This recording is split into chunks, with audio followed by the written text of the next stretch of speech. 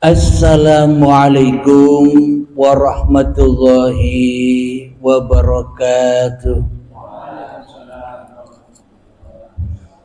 Bismillahirrahmanirrahim. Ashhadu an la ilaha illallah wa ashhadu anna Muhammadar Rasulullah. Allahumma salli ala Sayyidina Muhammad wa ala ali Sayyidina Muhammad. Rabbi shrah li sadri wa yassir li amri wahlul 'uqdatam min lisani yafqahu qawli. Amin. Bismillahirrahmanirrahim. Salam hormatku, salam ta'zimku buat para sahabat-sahabatku tercinta, terkhususnya yang hadir di dalam pengajian rutinan Sabtu malam Ahad ini, dan buat saudara yang ada di dalam ataupun yang ada di luar negeri. Semoga kita semua senantiasa diberi kesehatan dan keberkahan di sisi Allah Subhanahu wa ta'ala. Amin ya rabbal alamin. Sebelum kita awali kajian di malam yang indah ini, marilah kita gemahkan bersama-sama di dalam nyawa, jiwa, hati, roh dan kehidupan ini. Kita gemahkan dengan kalimat-kalimat thayyibah. Subhanallah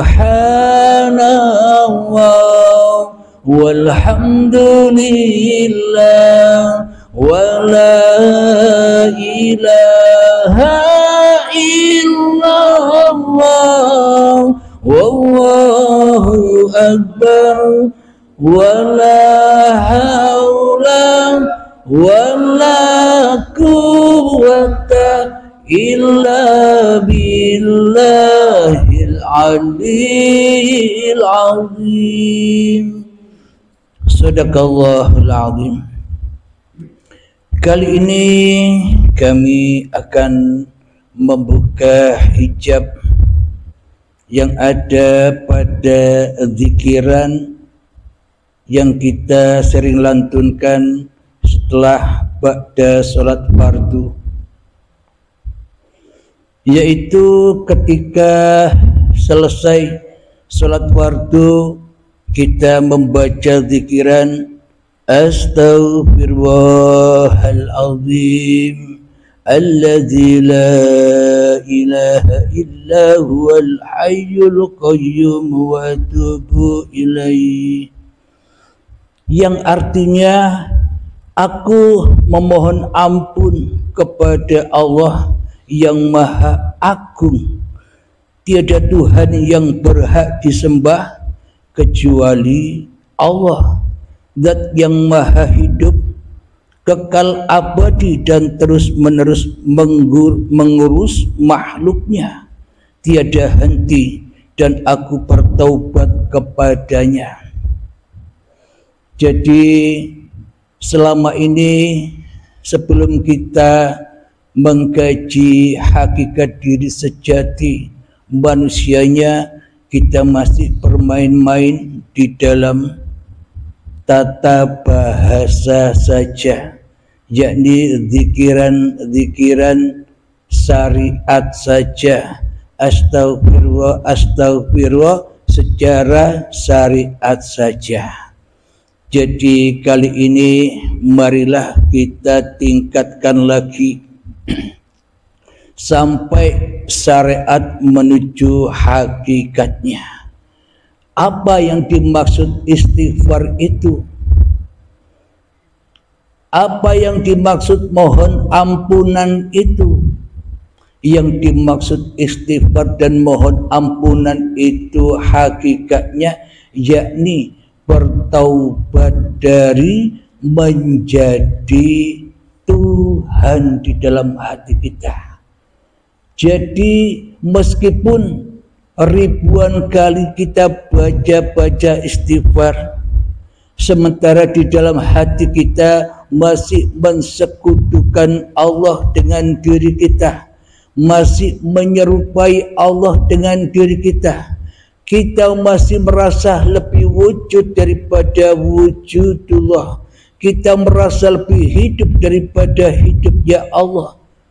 Meskipun ribuan kali kita baca istighfar, semakin jauh kita dari Allah. Kalau menurut syariatnya, ya semakin dekat. Akan tetapi dekat dengan apa? Dekat dengan rasa bangga kita sudah bisa membaca istighfar yang sedemikian banyaknya.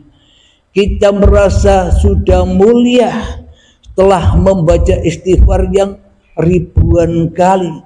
Kita merasa aman dari neraka, padahal kita tambah dekat dan tambah dekat lagi kepada neraka. Kenapa? Karena sejatinya kita belum bertaubat dari menjadi Tuhan. Kita selama ini hanyalah pura-pura jadi hamba Tuhan. Akan tetapi di dalam hati jiwa kita selama ini, kitalah yang mentuhani Tuhan. Kita yang mengatur-ngatur Tuhan. Ketika ada masalah, kita seolah-olah bisa mengatur atau menyelesaikan sendiri masalah itu tanpa Tuhan.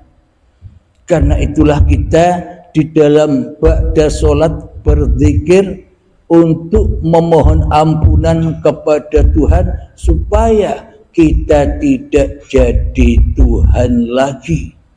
Itulah inti dari zikiran yang kita kumandangkan di saat ba'da sholat.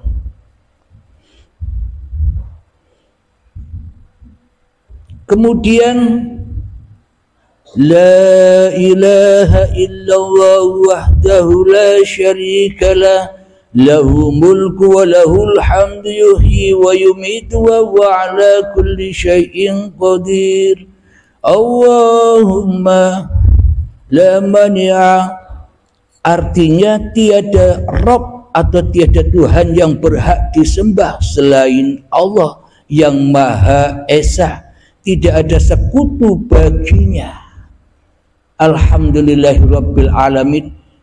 Bagaimana mungkin kita bisa menyembah Allah di dalam hati kita, sementara di dalam hati kita yang wujud, yang nyata, yang nampak, yang hadir masih diri manusia kita yang wujud. Bagaimana mungkin kita bisa menyerahkan apapun yang kita kerjakan, aktivitas apapun yang kita kerjakan, sedangkan Tuhannya gaib, Tuhannya tidak ada. Bagaimana mungkin akan diterima semua amal kita sejak akil balik hingga setua ini bila Tuhannya saja gaib?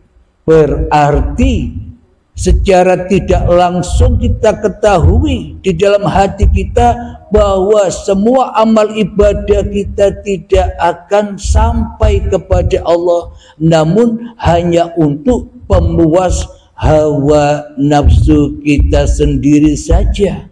Karena yang wujud di dalam hati kita adalah diri kita, karena yang hidup di dalam hati kita diri kita, yang berkuasa di dalam sholat, zikir, dan di dalam kehidupan ini, semua aktivitas kita akui sebagai milik kita. Bagaimana sampai kepada Allah? Sedangkan kita mengaku-akui kehidupan, sedangkan kita mengaku-akui di dalam setiap kita beramal masih diri manusia kita yang melakukannya. Jadi selama ini kita hanya pura-pura menyembah, tapi hakikatnya kita selama ini hanya memusuhi Allah saja. Kenapa kita memusuhi Allah? Karena kita tidak rela, karena kita tidak ridho bila Allah mentuhani kita semua. Hidup dituhani Allah, badan dituhani Allah, ilmu dituhani Allah, amal dituhani Allah, dan semuanya dituhani oleh Allah. Kita selama ini tidak rela, tidak ridho. Kenapa? Karena kita belum Islam. Hati kita belum pasrah, hati kita belum menyerah. Menyerah dan pasrahkan total jenderal semua apa yang milik kita, diserahkan kepada Sang Pencipta. Bila sudah diserahkan, dipasrahkan, maka itulah yang dimaksud bertuhan. Inna lillahi wa inna ilaihi raji'un. Itulah yang dimaksud lillahi ta'ala itu. Jadi makna bertaubat itu adalah ketika kita rela, ridho, memasrahkan hati kita kepada Allah, bahwa yang hidup ini Allah, badan milik Allah, apalagi aktivitas di dalamnya. Jadi kembali pasrah, rela, ridho kembali kepada Allah, itulah yang dimaksud Isra Mi'raj. Kebetulan bulan ini bulan Isra Mi'raj. Jadi cara Isra Mi'raj itu bagaimana? Ya kembali kepada Tuhan. Kembali kepada Tuhan itu yang bagaimana? Tiadakan dirimu di hatimu. Lepas bebaskanlah hawa-hawa yang ada di dalam dadamu sehingga tenang hatimu. Jadi itulah yang dikatakan Isra Mi'raj. Kemudian digambarkan Kanjeng Nabi Muhammad setelah Isra Mi'raj turun ke bumi, ke dunia membawa sholat. Jadi hakikat Isra Mi'raj itulah sholat itu. Jadi yang dimaksud sholat itu ya Isra Mi'raj, ketika kita menjalani rutinitas kehidupan ini, datangnya dari Allah dan kembali kepada Allah. Itulah kepasrahan, itulah Islam. Jadi kalau belum Islam ya sulit beribadah kepada Allah, sulit mengabdi kepada Allah. Beribadah dan mengabdi itu apa sih? Beribadah dan mengabdi itu maknanya matikan dirimu di dalam hatimu, di dalam kehidupan ini. Maka ketika Muhammad bukan kau yang melempar, Halim bukan kau yang beraktivitas, bukan kau yang duduk, bukan kau yang naik kereta. Bila itu sudah teraplikasi di dalam hati kita, itulah yang dimaksud Isra Mi'raj. Dan itulah yang dimaksud sholat itu. Aqimis sholata li dzikri. Tegakkan sholat, bukan mengerjakan sholat. Yakni menegakkan bahwa hidup ini loh Allah. Itulah sholat. Jadi ketika kita sholat, tegakkan juga bahwa yang berbuat ini Allah, itulah lillahi ta'ala. Jadi manusia tak satu pun bisa lillahi ta'ala kecuali Allah. Maka jangan jadi manusia lagi. Bagaimana caranya kalau kita ingin tidak jadi manusia lagi? Ya jangan merasa hidup ini hidupmu, badan ini badanmu. Itulah yang dikatakan mati sebelum mati, dan itulah yang dikatakan syahadat. Bila sudah nampak semuanya wujudullah, maka yang nampak di alam semesta ini pun juga wujudullah. Bila yang nampak di dalam hati kita hawa nafsu kita, akhirnya yang nampak di luar diri kita pun jenis-jenis makhluk, nama-nama yang banyak. Kita takkan pernah bisa meliputi nama-nama yang banyak hingga menjadi uripe Allah bila uripe Allah masih gaib. Uripe Allah masih diakui sebagai uripe manusianya. Akhirnya Isra Mi'raj kita bukan ketemu Allah, tapi ketemu iblis. Bila sudah ketemu iblis, maka semuanya akan menjadi fitnah belaka. Sholatnya fitnah, hidupnya fitnah, badannya fitnah, hartanya fitnah, anaknya fitnah, ilmunya fitnah, amalnya fitnah. Semuanya di dalam fitnah dan semuanya di dalam belenggu-belenggu jahanam yang siap membakar hati kita. Alhamdulillahirabbil alamin. Jadi hakikat Isra Mi'raj itu bila manusianya belum bertaubat, ya tidak bisa Isra Mi'raj. Jadi taubatlah dulu, bersihkan dulu, sucikan dirimu dari dirimu di hatimu. Jadi kalau sudah suci manusianya, berbuat apapun pasti diterima Allah. Karena bukan manusianya lagi yang berbuat, Allah lah yang berbuat. Alhamdulillahirabbil alamin. Jadi hakikat taubat itu adalah kematian. Bila sudah mati manusianya, maka manusianya sudah bebas, lepas dari tugas-tugas kemanusiaannya. Kenapa? Karena manusianya sudah bebas tugas, pensiun.